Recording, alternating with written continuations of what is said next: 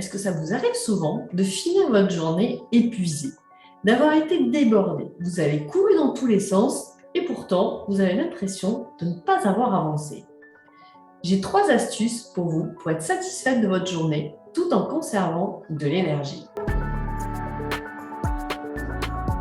Bonjour, je suis Stéphanie du jeune média Liens et Astuces où je vous livre le fruit de mes explorations pour être une femme active qui prend en main les rênes de sa vie.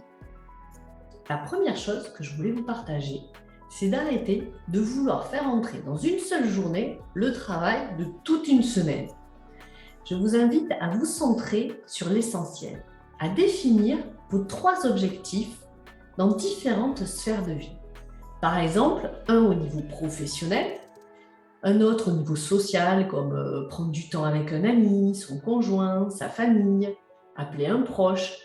Et un autre, il peut être au niveau santé, comme par exemple faire du sport ou prendre soin de son alimentation. La deuxième astuce concerne notre énergie.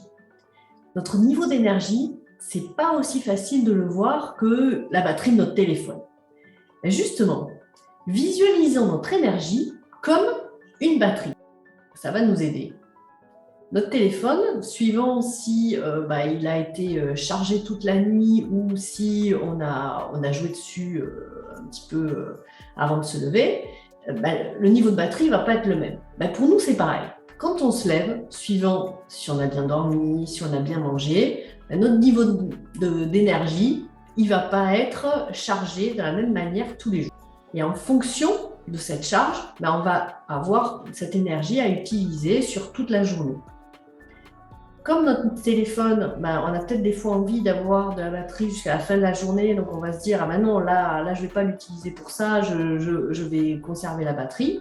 Nous aussi, on doit choisir où on veut donner notre énergie et penser à faire des activités qui rechargent notre niveau d'énergie. Pour moi, ça va être le midi de prendre un temps pour aller courir, faire du yoga. Là, je sais après que je vais avoir de l'énergie pour l'après-midi.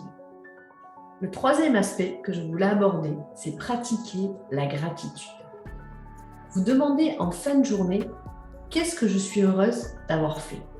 Ça peut être d'avoir pris le temps de partager un repas avec une amie, de lire, de jardiner. Des études ont montré que pratiquer la gratitude permet d'améliorer la qualité du sommeil, réduit le stress et l'anxiété, augmente les défenses immunitaires et notre énergie.